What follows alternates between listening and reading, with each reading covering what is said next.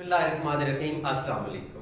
Today we will discuss reactions of carboxylic acids.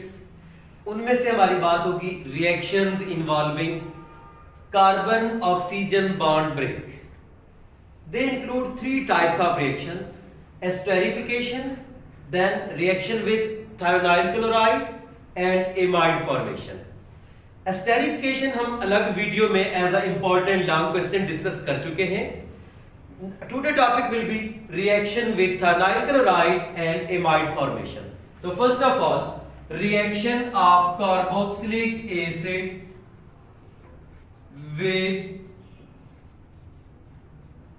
thionyl chloride SOCl2. पहले reaction और फिर mechanism.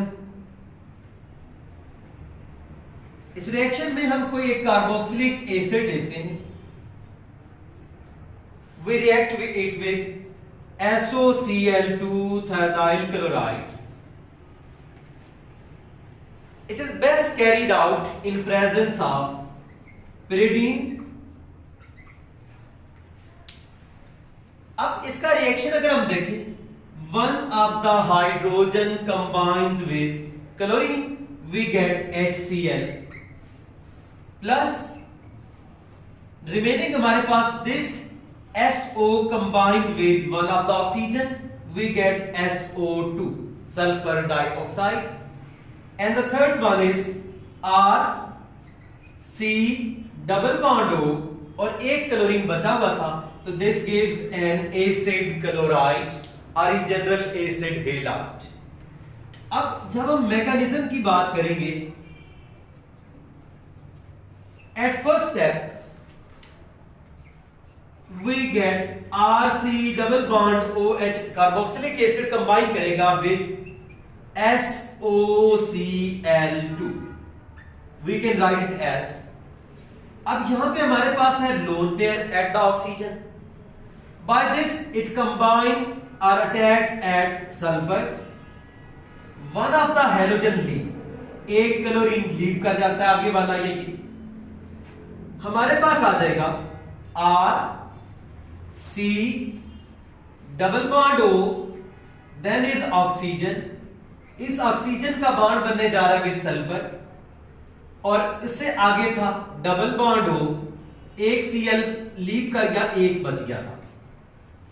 At that time अगर हम note करें, एक हमारे पास इसके साथ H भी था, तो चूंकि ऑक्सीजन जब तीन बॉन्ड बनाता है इसके ऊपर पॉजिटिव चार्ज आ जाता है, हम अगले स्टेप पे भी हाइड्रोजन लीव करवा सकते हैं, और इसी स्टेप पे भी उस हाइड्रोजन को अगर हम लीव करवा दें एज H पॉजिटिव, तो हमारे पास ये स्टेप आ जाएगा.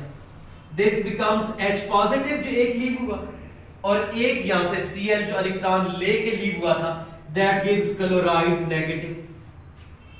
अब अगले स्टेप पे हम कहते हैं R C double bond O, then is oxygen, then sulphur double bond O और Cl. जो हमारे पास Cl नेगेटिव था,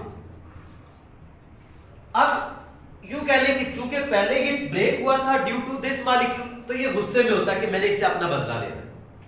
ये क्या करता है, Cl नेगेटिव अगर हम नोट करें, कार्बन पे पार्शियल पॉजिटिव चार्ज होता है due to this neighbouring oxygen. ये आकर इधर अटैक करेगा, बदले में एक बॉन्ड ऊपर शिफ्ट हो जाएगा, क्योंकि कार्बन ने अपने चार बॉन्ड्स पूरे रखने थे.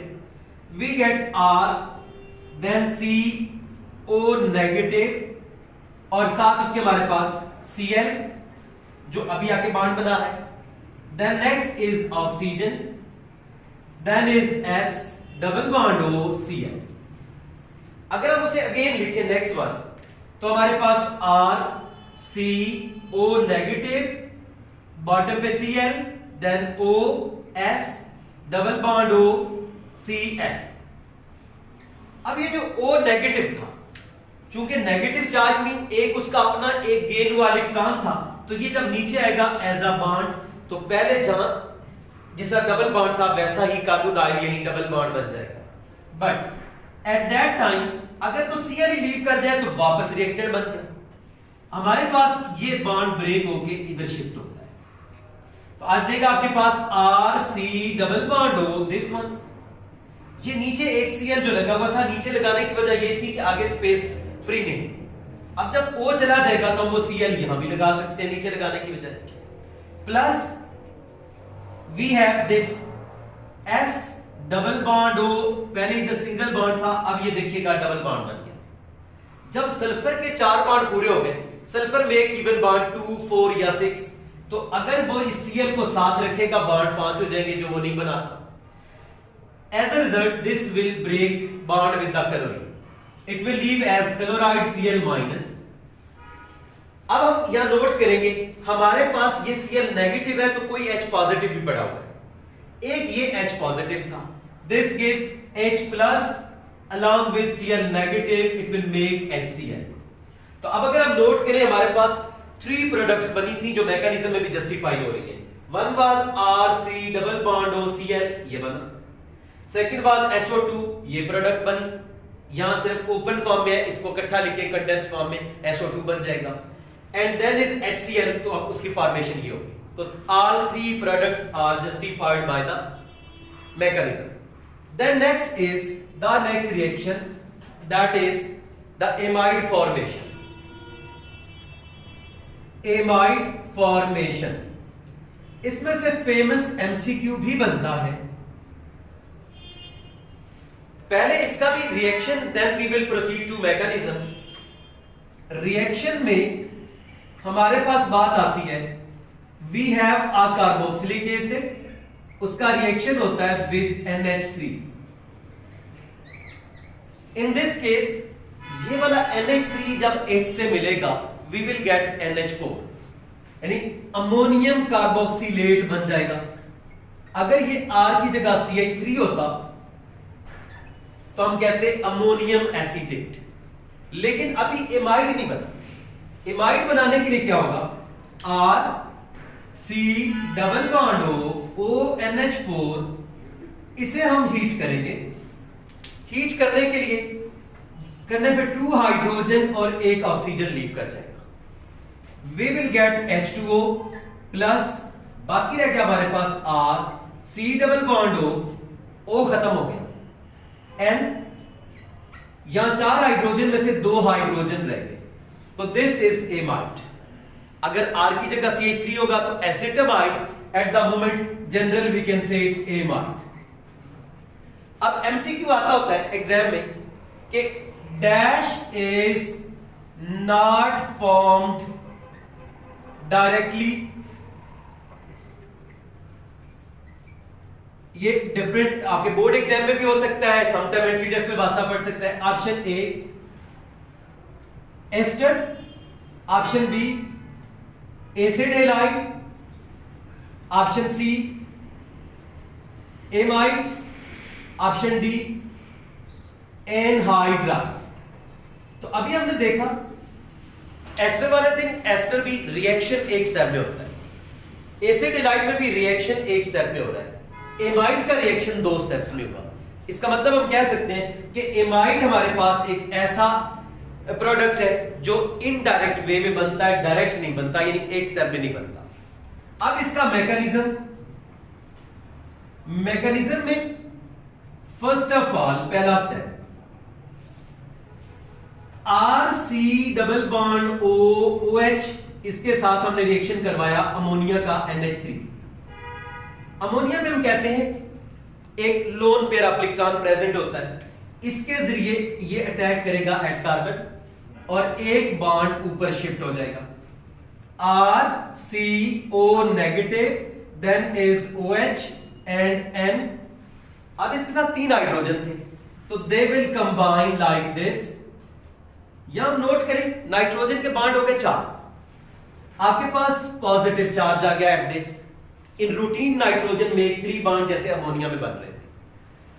आफ्टर दैट हम कहते हैं जी RCO negative, OH, then N, H, H, H, यहां पे ऑक्सीजन पे था लोन पे। ये ऑक्सीजन क्या करता है, एक हाइड्रोजन को अपने साथ अट्रैक्ट कर लेता है, बिकॉज यहां पॉजिटिव चार्ज था। जब हाइड्रोजन चला जाएगा तो ये इलेक्ट्रॉन या बॉन्ड वापस शिफ्ट हो जाएगा नाइट्रोजन पे, जिससे उसका पॉजिटिव चार्ज एंड हो जाएगा। we will have RCO minus O. इस O के साथ पहले एक H था, जब एक H और लिया it becomes like this. अब इस ऑक्सीजन के बॉन्ड हो गए 3. वैसे रूटीन में ऑक्सीजन जो है इट मेक 2 बॉन्ड, जैसे H2O में 2 बॉन्ड बनाता है. Eight the moment it will get positive charge.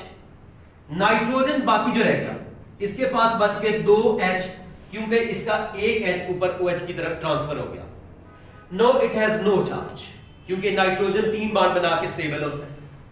अब उससे आगे RCO negative, OH H plus, then is N, और इसके साथ है 2 हाइड्रोजन. अब अगर ये इधर नीचे एल शिफ्ट होता है, we will get RC double bond O, then ये एज अ वाटर लीव कर जाएगा, और हमारे पास बाकी N और 2 हाइड्रोजन, that we can write as NH2. Amide बन गया, साथ रिलीज हुआ वाटर मॉलिक्यूल. अगर हम स्टेप्स के नेम की बात करते हैं, तो चूंकि यहां पे न्यूक्लियोफाइल ने अटैक किया है, this step can be called attack of nucleophile. यहां पे हाइड्रोजन ट्रांसफर हुआ है proton, we can write it as proton transfer. This step can be called proton transfer. और लास्ट पे आपके पास डिहाइड्रेशन या loss of water. This step can be called loss of water or dehydration. Overall, there were 3 steps of the mechanism. First, attack of nucleophile. Second, proton transfer. And third was loss of water. This is the end of mechanism.